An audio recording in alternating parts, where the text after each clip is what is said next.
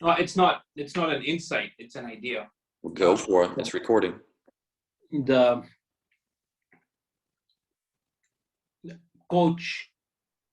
So you talk about life coaching, but there's also, if you're focused on CEOs or entrepreneurs or that, we can work together. Because I want to talk about the business aspect and for them to understand, really grapple with the problems they deal with, that they come up against as they go, and how the movement, the flow, and all of that. Like this was there's all this literature about flow and written by, a statistician.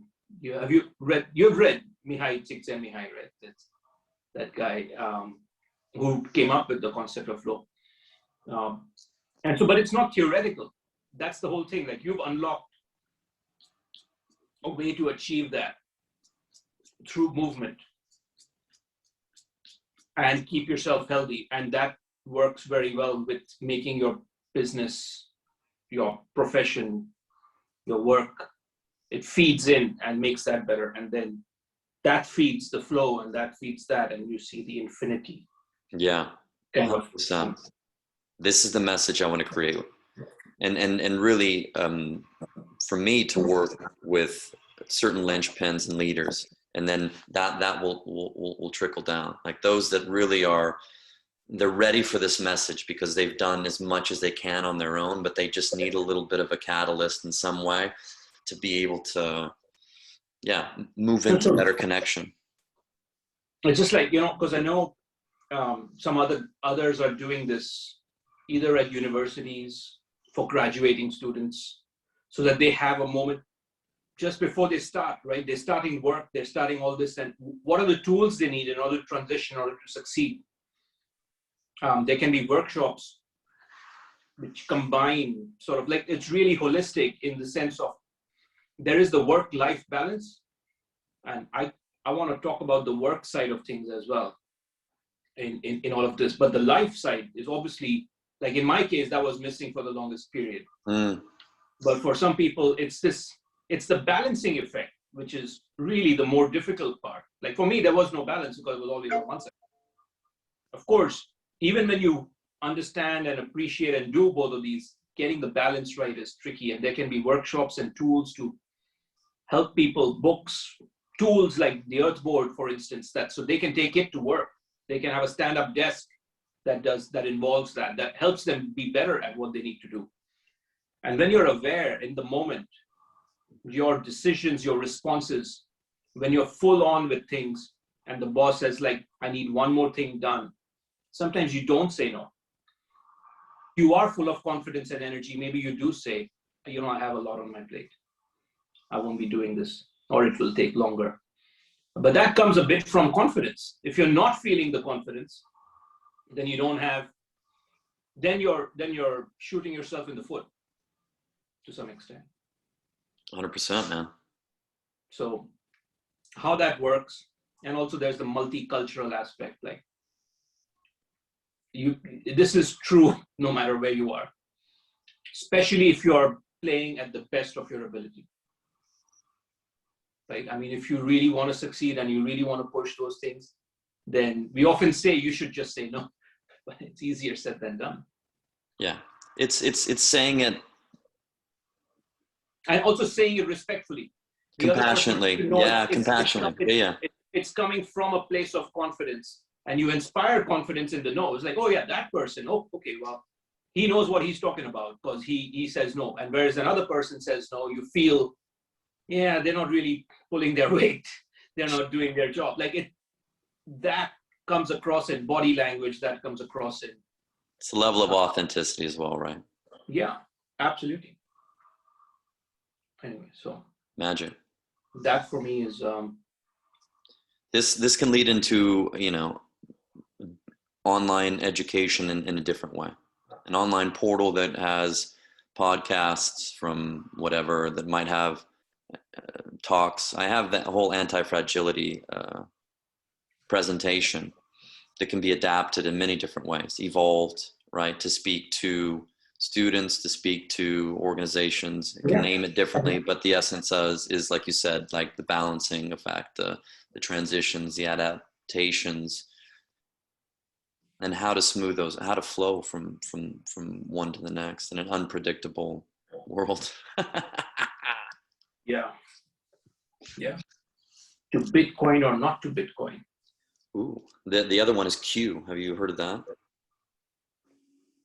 So my cousin sent me something about that, and it was basically they want to change a currency. So they're getting people signed up now, and they're saying that, you know, the amount of people that you can get signed up, we will give you this currency.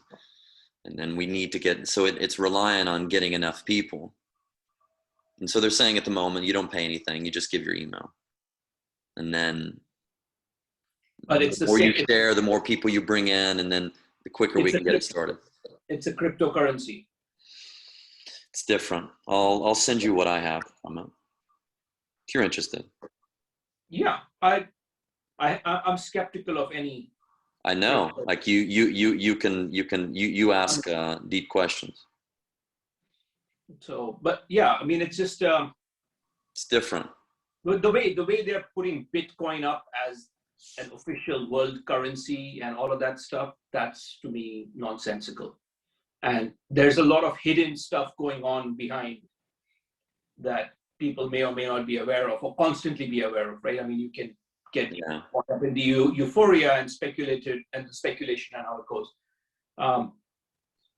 But I had this long conversation. You remember I brought in Neha once? Yeah. She was in that space working in India for a bit, and we had these long conversations about it and really try to come down to like, why would you like money?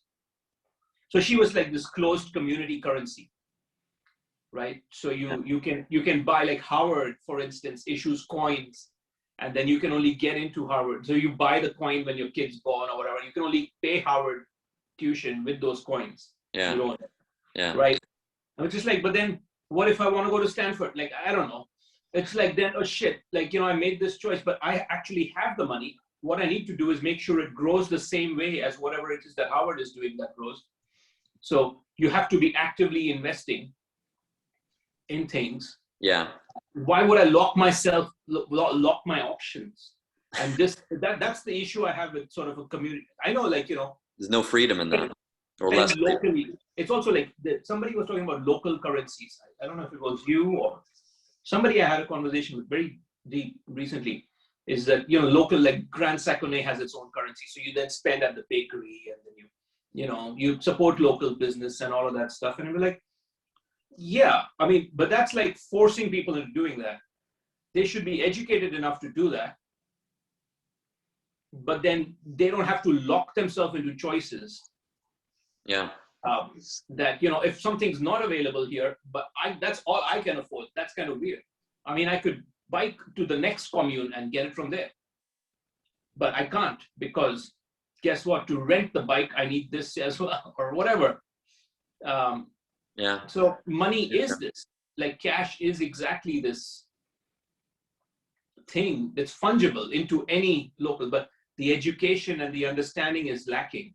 And what I came up out of all of that, maybe, but, you know, among other conversations, is like, when I pay for something, I don't, like, I pay the amount, and in the bill or whatever, it shows me I paid 2 francs for a croissant. If it's a locally made croissant, it's 2 francs. But if it's coming from the next commune, there's a transport cost. Yeah. Which may or may not be obvious to me when I'm paying for it. If it's coming from China, plastic wrapped and packaged and all that, there's, of course, we talk about all this nutritional content, and maybe it's like the perfect croissant, like you would get at the bakery here. But there is an element of shipping and transport and oil, and the cost of, like, government might be subsidizing it, as happens, right? In India, this is the big farmers' protest. Government wants to stop subsidizing the farmers, so they stop abusing the groundwater, because electricity is free or groundwater is free, and then they burn the crops, which causes pollution across all of North India, because they want to rotate into the next, and that's what they're protesting against. To some extent, that's also part of the bill. But also what they're protesting against is they don't want things to change. They Yeah. want the government to provide subsidies, which is like, you know, government needs to be there to provide support, but not necessarily subsidies to farmers who are then going about it the wrong way. Yeah. But where was I with this? I mean, anyway, so Currency. I was talking about Q, and you were. no. So for me, about... there's a real cost of things, which is hidden, right? I mean, Yeah. And if it's coming from a part of the world, if it's being shipped, and then again, the cost of oil is all it costs you to drill it out, not what it takes to actually put it back in. Let's say you were also responsible to make sure that much oil exists there 5 years from now. Yeah. So then there's fossil fuel, which is coming from fossil and whatnot on it. There might be forests and stuff that, how do you contribute to replenishing that you took out? There's the Buddhist footprint ideology. Yeah. Right? I mean, you leave a footprint. Everybody leaves a footprint, but how big is it? Yeah. And is it, you will leave your footprint. I mean, you walk on the planet, you're taking that, fine, you will do that. But if you leave that footprint for every step you take, that's a problem. And there is a true cost element to everything. Yeah. And a lot of this kind of data is available. And you can have, like globally, when you pay for something, you can say, this is what you paid, but this is what it really costs. And if not you, the future generation has to pay the difference.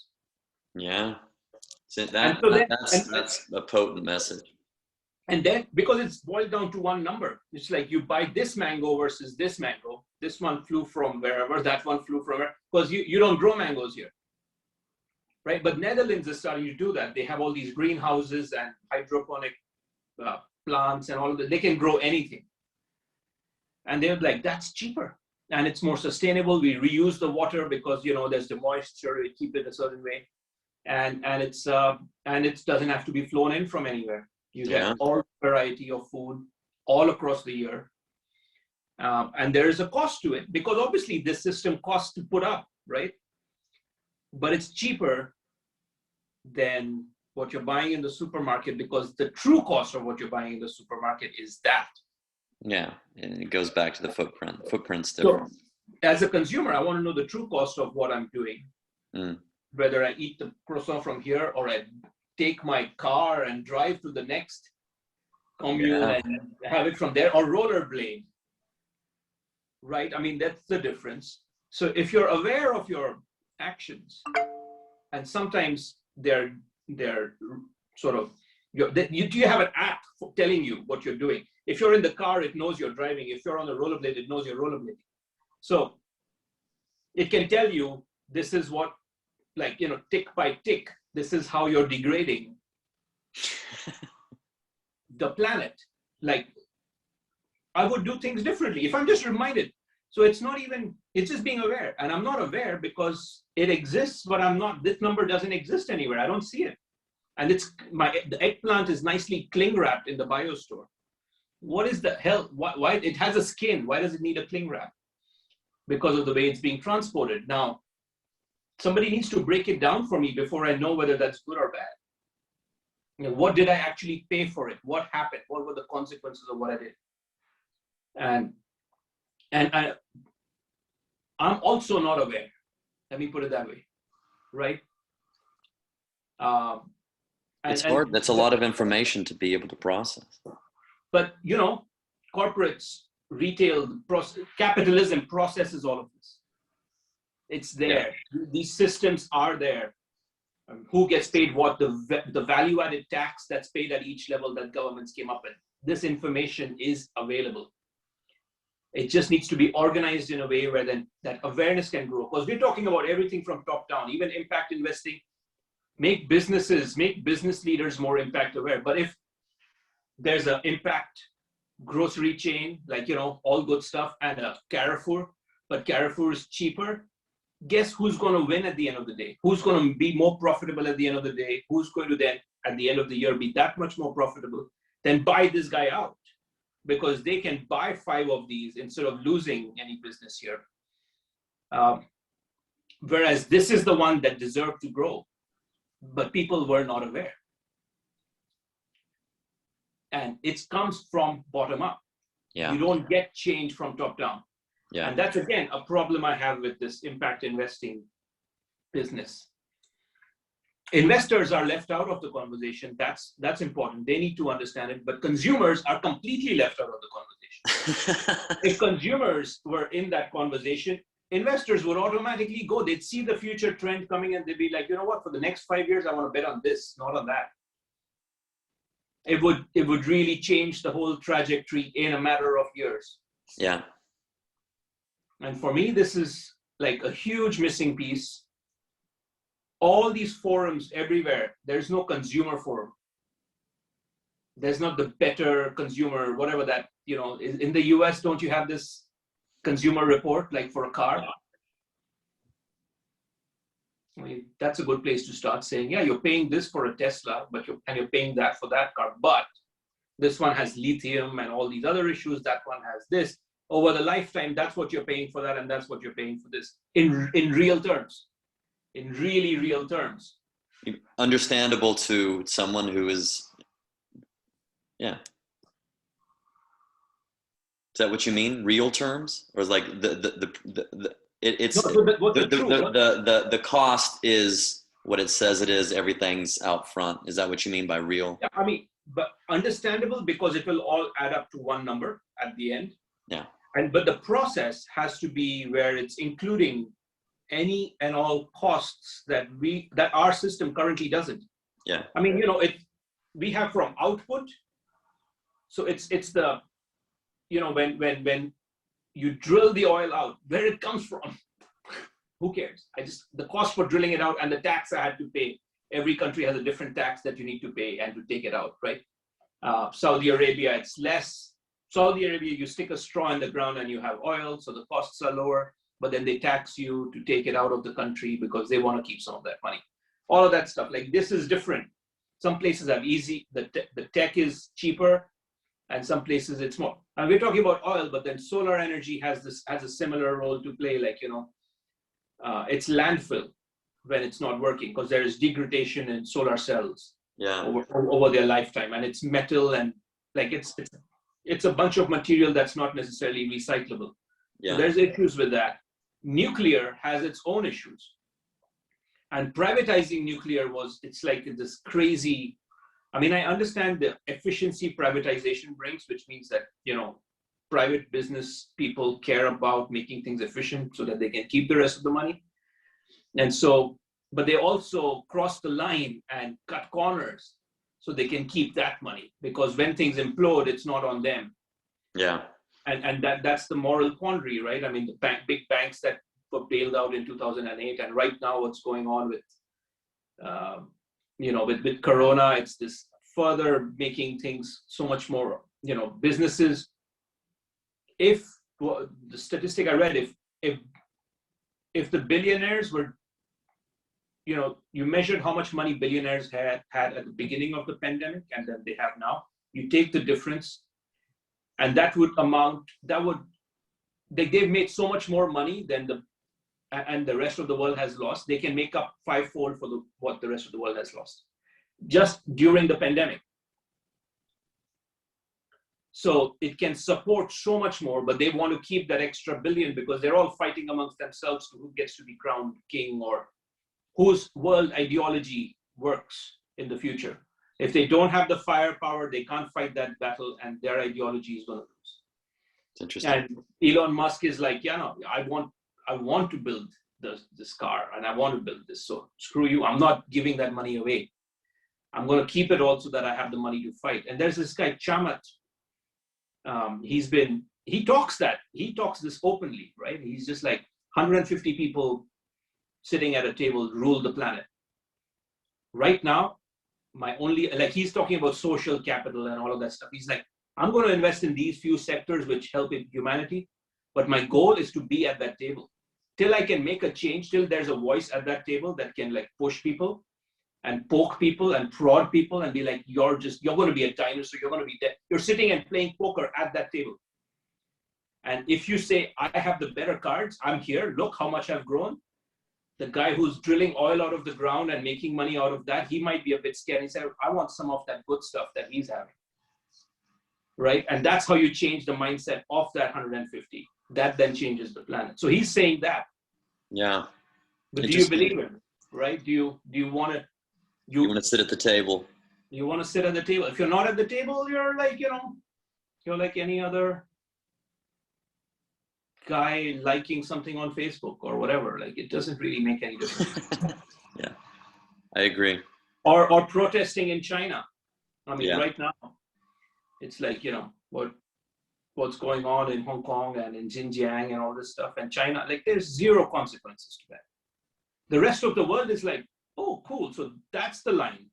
The line just moved, right? The guy in Saudi Arabia who got the journalist murdered, they put out a report saying he's implicated, but then there was no consequence. So he's like, oh, okay, so I guess that's all right for me to do. The next guy to come along better be careful. Like, that's really what they prove. So if there's no consequences to your actions, but if there's somebody at the other end saying, I'm going to eat your lunch. Shark Tank. Shark Tank. Brings it back to Shark Tank. All comes back to Shark Tank. Awesome. This is Go. recorded, so we can. I'll send you both of the clips, and then let me know what you think we can do with them. I never rehear these clips, but I would like to. That's fine. I would like to, because I want to do something. I can send it to Steve and then just get his feedback. Oh, please. I'd like somebody else to goad me along. Because today I have this energy, fine, right? But what's going to happen is tomorrow I'm not thinking like this. I'm not that positive. I'm living in that frustration, and I want somebody to repeat these words back to me. But I won't even have the gumption. Remember everything you said, word for word, and I'll just repeat it back. I won't even have the gumption to play that video. I understand. That day is going to come when I'm frustrated enough that I won't even press play on the video, which I know is going to help. Like, that's the problem. That's what I share with others. That's my personal sort of Achilles heel. Like, I know I'm falling, but I won't get up. And then I fall lower, and then I won't get up, and I fall lower. Anyways. Great. This is full of many different things. Yeah. That's the beauty of it. It's like whatever you get out and conversations about everything. Everything is interconnected. I'm a big believer in systems thinking. Well, we just circled back to Shark Tank, so we saw how that was connected to everything else you're talking about. Yeah. No, it's just, we think we're making decisions in isolation, but it's not. Designing a computer chip is not connected to investing in the stock markets. You can make progress with building a rocket and sending it to Mars, for instance, without having the politics in the country, get in the way. Yeah. As much. If you're really going at it from a completely, like, there's no competition there, I'm going to go and do this, and you put everything there is, so you're ahead of the game, you can still make it. Well, they call it a blue ocean. Have you heard that analogy? Yeah, blue ocean strategy. Yeah. But that, yeah. But the idea with yeah, because there's a framework for that, which I'm doing on my other calls with these other guys, this consultant, and they walk you through, like, it's a workshop, and they walk you through, like, I'll answer these few questions, and those questions don't make sense to me. Like, I don't see the world divided up amongst those questions. Those are not my fault lines. I see fault lines. There's what's it called? In the Zen and the Art of Motorcycle Maintenance, it talks about that. There's a word, it's not a fault line, but a cleavage. It's a better word than fault line, but it's it's like where's the point where you just touch and everything just separates into, like, it just needs a little bit of leverage, a little bit of focus, and the world is like, it makes sense because it's this and this. It's this versus this, not this versus this, because this is really on the same side. And when I come across frameworks which don't make that intuitive sense to me, again, I feel you're then analyzing the wrong things. And of course, you can spend your whole life analyzing the wrong things. So, makes sense. So yeah, I mean, these are all tools to take, for the day for the month, but not to stick with for longer term, right? You can, like, today it's this strategy, tomorrow it's that. And yeah, but Blue Ocean strategy is a particular framework that they've come up with, that the way they want you to look at the world and then break it down into certain things. And I'm really wary of people who ask me to look at the world this way, but not my way. I'm not like that. That can last. I can suspend belief. The older I grow, the lower my threshold is for suspend. Like the higher my threshold is for suspending my perspective and my belief. Yeah, of course. It really needs to make sense. If the next word you say doesn't make sense, I'm off. Like Yeah. It's really if it keeps building, that's fine. But at some point it breaks, I disconnect. It's just because I've had many of these conversations, and usually, and also lived lives, right, with people, working for people who told you this is the goal, and then they ended up being two-faced about it, Joker, but the wrong one. Yeah. The evil one, not the new Joker. Right? Yeah. The evil one was like, this is my Joker face, so I'm a clown, I'm just that, but actually I'm quite evil. That was the real one. And that's what the world is full of. So this is when Chamat says, I just want enough money, give me your money, I want to go sit at that table. He's like, is he a Joker or is he not? Right? Is he that one, the original version of the simplified Joker, which is like, he's just playing the fool and playing like, all right, or playing the wise guy here, whatever, but wants to go to the table. But once he's there, it's all murky again. Like, you're like, was he doing the right thing? I thought that's not the right thing to do. I mean, because Bezos can argue he's doing that, right?